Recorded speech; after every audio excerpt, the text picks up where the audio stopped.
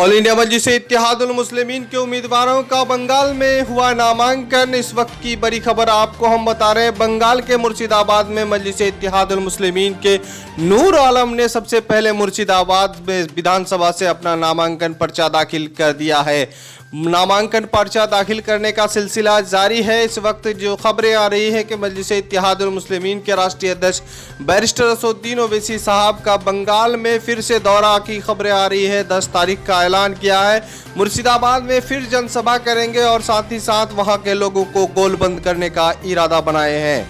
फिलहाल जो बढ़ेंगे अगली खबर की ओर, तमिलनाडु में आज मतदान है और वहां पर मजलिस इत्तेहादुल मुस्लिमीन 3 विधानसभा से अपने उम्मीदवार उतारा है और लगातार कई दिनों तक मजलिस के राष्ट्रीय अध्यक्ष बैरिस्टर असदुद्दीन ओवैसी और वहां पर स्टार प्रचारक औरंगाबाद के सांसद इम्तियाज जलील और साथ ही साथ वारिस पठान ने पूरी जोर शोर के साथ चुनाव प्रचार की है।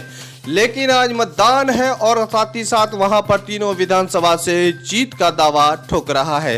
हालांकि मजलिस इत्तेहादुल मुस्लिमीन ने वहां पर पूरी ताकत झोंक दी। वहां के उलमाए लोगों से मीटिंग कर, साथ ही साथ उलमाए दिन लोगों के साथ मीटिंग कर रणनीति तैयार की और मजलिस के बारे में और बताया और वहां पर सियासी बेदारी लाकर इस मोड़ में खड़ा किया है कि अब तीनों विधानसभा सीटें और जीत का दावा ठोक रहा है।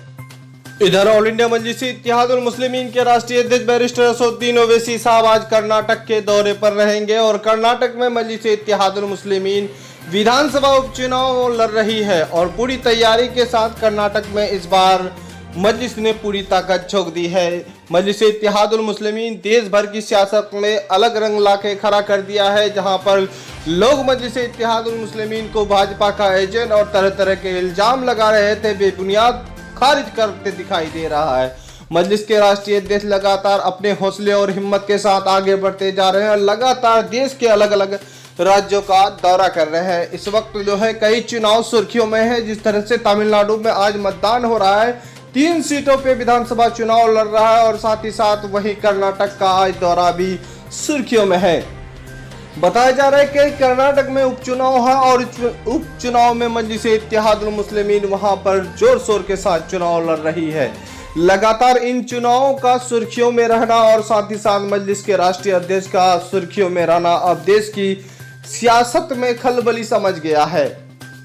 उधर बंगाल में मजलिस इत्तेहादुल मुस्लिमीन के उम्मीदवारों का नामांकन भी शुरू है और साथ ही साथ बैरिस्टर असदुद्दीन ओवैसी साहब का 10 तारीखों का इंतजार भी हो रहा है, क्योंकि 10 तारीख में मजलिस इत्तेहादुल मुस्लिमीन का फिर एक रणनीति तैयार होगा और वहां का समीकरण बदल सकता है। मजलिस के राष्ट्रीय अध्यक्ष का इस वजह से इंतजार हो रहा है कि वहां पर जो है और विधानसभा सीटों का ऐलान करना बाकी है, जो मजलिस के राष्ट्रीय अध्यक्ष करेंगे और वहां पर उम्मीदवारों का घोषणा भी करेंगे।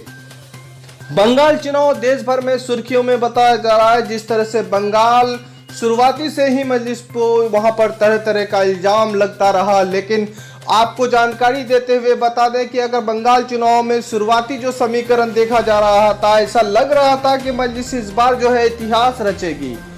बिहार के बाद अगर बंगाल में इतिहास रचती तो यकीनन था कि देश में और भी सियासी खलबली मच जाता, क्योंकि बिहार में 5 सीट को जिस तरह से देखा जा रहा था कि अगला बंगाल चुनाव जो आएगा तो 50 सीट पे जीत होगी।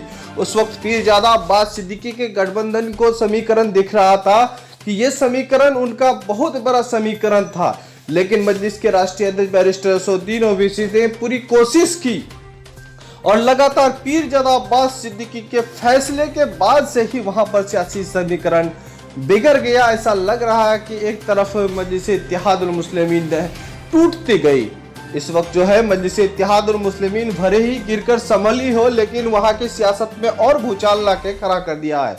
देखा यह जा रहा है कि मजलिस के राष्ट्रीय अध्यक्ष बैरिस्टर असदुद्दीन ओवैसी ने शुरुआती चरणों में अपने उम्मीदवार और चुनाव लड़ने का घोषणा किया, लेकिन आखिर चरणों में, हालांकि हमने कई दफा भी खुलासा किया था कि आखिरी चरणों में मजलिस इत्तेहादुल मुस्लिमीन वहां पर चुनाव लड़ेगी, लेकिन वही साबित हो गया। अब पूरा समीकरण वहां पर दिख रहा है कि मजलिस जो है पूरी जोश और खरोश के साथ आई है और लगातार वहां पर विधानसभा सेलेक्ट कर रहे हैं और साथ ही साथ अपने उम्मीदवारों को उतार रहे हैं।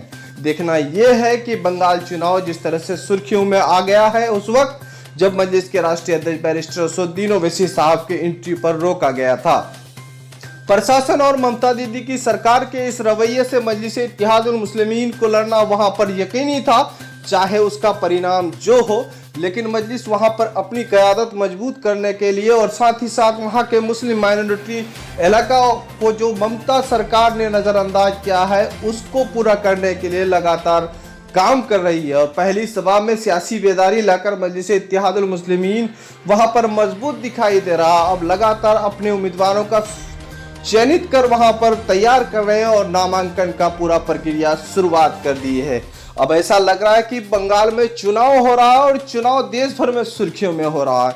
इस वक्त मजलिस इत्तेहादुल मुस्लिमीन वैसे भी सुर्खियों में है तमिलनाडु चुनाव को लेकर। तमिलनाडु में आज मतदान है और मजलिस के राष्ट्रीय अध्यक्ष बैरिस्टर असदुद्दीन ओवैसी तमिलनाडु में कई दफा चुनाव प्रचार में वहां के लोगों से अपील की है और साथ ही साथ जिस तरह से वहां पर गोलबंद किया है तो यकीनन है कि वहां पर भी बेहतर रिजल्ट आने की उम्मीद दिखाई दे रही है। अब मजलिस इत्तेहादुल मुस्लिमीन के राष्ट्रीय अध्यक्ष का दौरा आज कर्नाटका में है और कर्नाटका में विधानसभा उपचुनाव लड़ रहे हैं और पूरी तैयारी के साथ वहां पर आज देर शाम पहुंचेंगे और सभा को संबोधित कर देंगे। हालांकि द मैसेज न्यूज इस सभा का कवरेज जरूर आपको दिखाएगा, लेकिन उससे पहले आपको बताते कि यूपी में इस वक्त सियासी माहौल बहुत गर्म है। यूपी में मजलिस इत्तेहादुल मुस्लिमीन के साथ संकल्प भागीदारी मोर्चा में कई गठबंधन शामिल है और ये गठबंधन पूरे यूपी में सियासी माहौल गर्माकर छोड़ दिया है।